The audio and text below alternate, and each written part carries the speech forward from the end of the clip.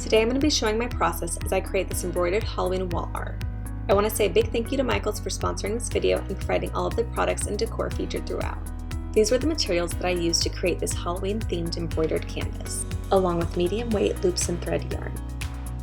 My first step is to watercolor the canvas using orange, tan, and brown shades. Now that the canvas is dry, I can transfer over the pattern.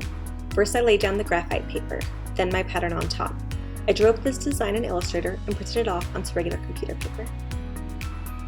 I'll trace my design by using graphite paper and a stylus, remembering to push down firmly.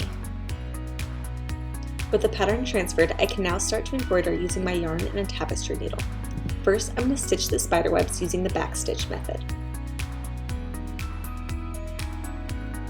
Then I'll embroider the eyelid using the satin stitch method.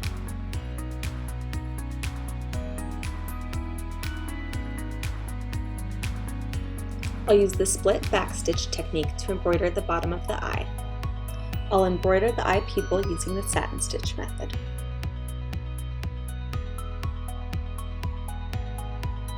And satin stitch the iris around the pupil using green yarn. I'll finish off the eye by using dark red yarn to create bloodshot details.